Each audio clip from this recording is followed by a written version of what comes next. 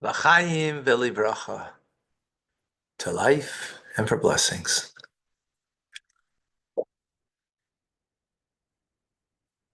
The Baal Shem Tov, the founder of the Hasidic movement, taught us that we should view the world as one metaphor of God. That's what the world is. It's a metaphor. Everything that we see in the world reflects the divine. After all, it is the Word of God that creates everything, that is embedded in everything, that is the vital force in the existence of everything. So, of course, ultimately, it would be a metaphor for the divine. So, one of the things that the Baal Shem Tov would use as a metaphor is Mother Earth. Mother Earth is full of hidden treasures. Hidden treasures. There's treasures in the earth that are on the surface, below the surface, and the more you dig, the deeper you go, the greater the treasures. That is likened to the soul.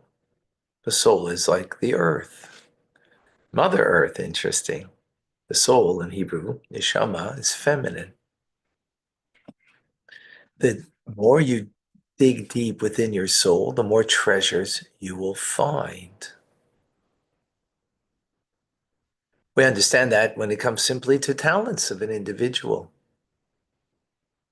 Right? The more you dig deeply, the more great treasures of talent you'll find. Furthermore, the more you dig deeply, take a perfect example of the hostages. They were deep in tunnels. They had to dig deep in their soul to find any respite, to find any moment of sense, a moment of security, if you will, or a moment of connection. Boy, was it a place of disconnect. But they dug very deep within their souls, and they found treasures. Some who didn't believe in God or not, didn't mean much God to them, all of a sudden, they're praying to God. Not only praying to God, but seeing the goodness of God. As Alex, a Russian Jew, who doesn't come from a tradition of commitment and belief, but he found himself, around 500 days in captivity, not only praying to God, not just praying that, release me from this, but actually praying for his family and their well-being, but also believing in God's goodness. Imagine you're a hostage deep down in a tunnel, and you are aware and open to see God's goodness in your life. Wow. How do you get there? You know how? As the Baal Shem Tov said, the soul is likened to the treasures that are hidden deep down in the soul. Got to dig deep to find it. Sometimes it's put upon us, like the hostages, that the only way you can live is by digging deep within yourself to find treasures that you never imagined that you had. L'chaim, l'chaim.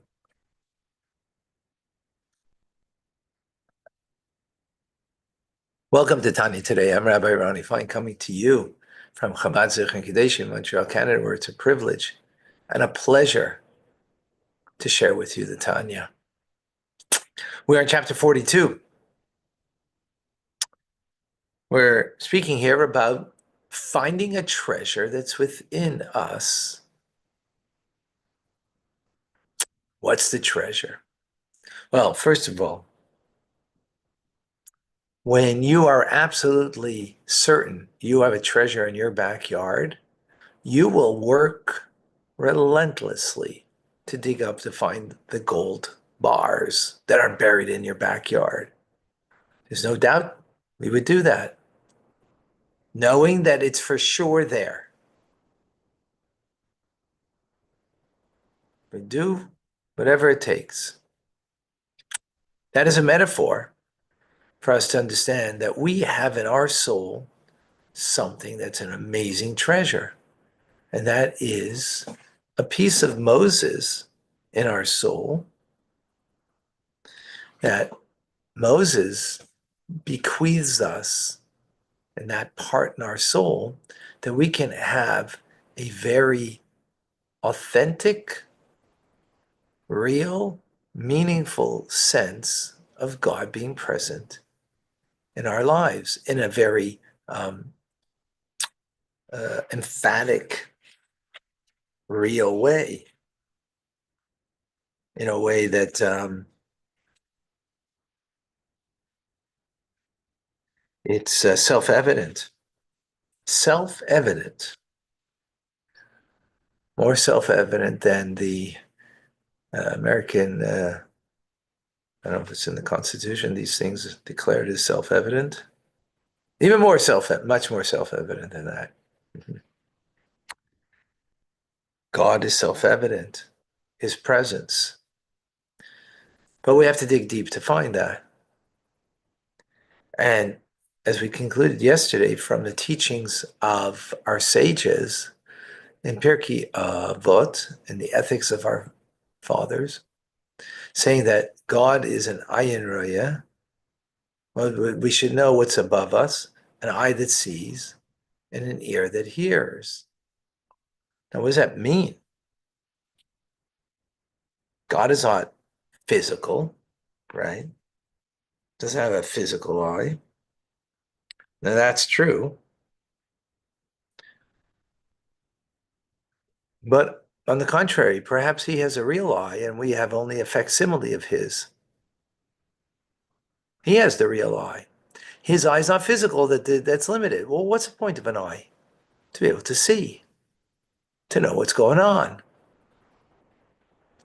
Right? What's the point of an ear? To hear. So God doesn't have a physical ear, right?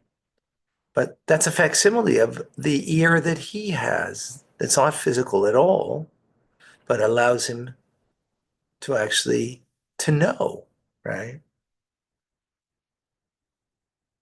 Now, to take this a step further, God seeing and hearing, in fact, everything is revealed to him because he knows himself.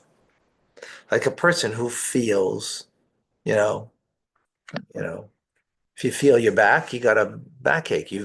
You're feeling it. Is it because someone told you? Or is it something outside of you? No. So when we say God is seeing, he's not seeing something outside of him, or hearing, it's not outside of him as it is by us, because we have a physical ear. So, there's something outside of me. But no, it's not outside of him. Just like I scorched my toenail, it's not outside of me, the fact that I'm aware that I hurt myself. I'm aware that I have pain. That's something of me, right? Because it's of me.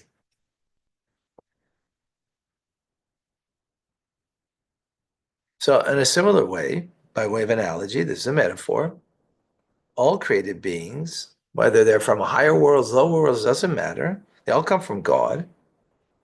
And just as the brain, which is the source of life for the whole body, knows what transpires within the body, so too does God, who's the source of all life, know what's happening to all of creation.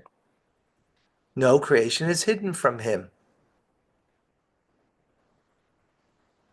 As Maimonides explains, which the Kabbalists agree with Maimonides, that God is the knower, the known, and the knowledge is one. So what God is actually doing is knowing himself. He all knows me. He knows a mosquito. He knows the galaxies because he's knowing himself because there's nothing outside of him. Right. Now, we use this analogy, but there's a shortfall in this analogy. It breaks down, even though it's a good analogy, that I'm have self-awareness that when I'm in pain or I'm in whatever it is, there's a self-awareness.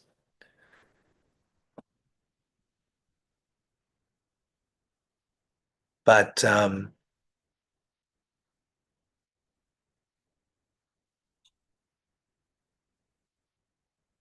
that self-awareness is affecting me, meaning what happens to my body affects my soul. I'm affected by it, right? The scorch on my toenail. But God, his awareness of self, and therefore knowing me, doesn't affect him, doesn't change him. Not affected, God forbid, by any change, right? This is a matter of, you know, of one of our beliefs that God, before he created the world, was one and only. After he creates the world, one and only. And the fact that he knows what's going on right now, it's not adding something to him. It's not affecting him in the act of being creator. Not just, you know, parenthetically, we affect him because he allows us to affect him through the mitzvahs that we do, by the good and the bad that we do, right? But him as creator and knowing what's going on with his creation, um, doesn't mean that he's affected by it as me and my awareness. I'm affected by what happens to me. It changes me. Well, God is the ultimate truth and the absolute eternal, so there's a change. However, this idea is that we're believers in this idea because we're descendants of believers of believers.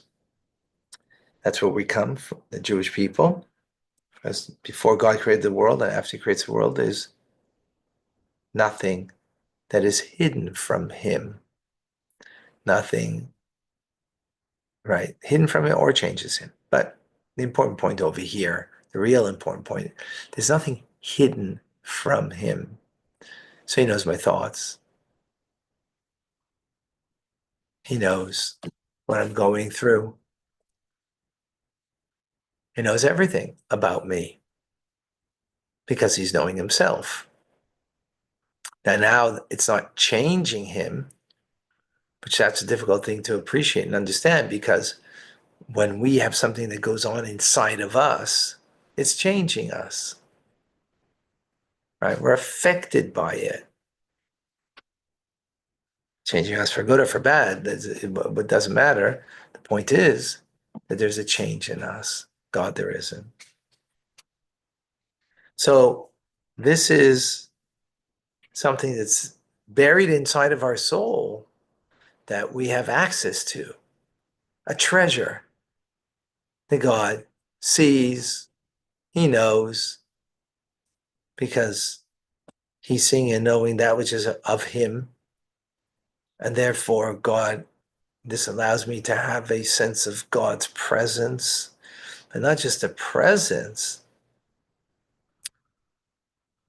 You know, you can have someone just walked into the room over here, you know, and became present in this room, but that doesn't mean he knows what's going on inside of me. I will act differently because of his presence, as opposed to no one being in the room. Right? That's what we've learned previously. What we're adding over here is that presence is, I'm within him. Oh, I'm a part of him, so he knows me intimately.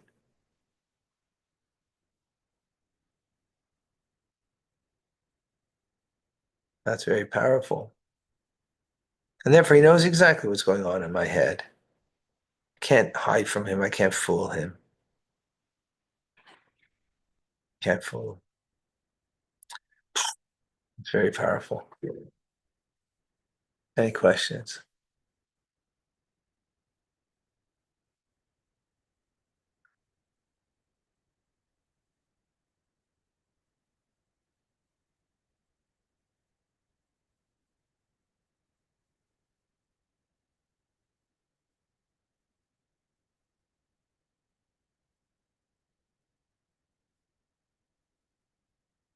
Nope. Okay.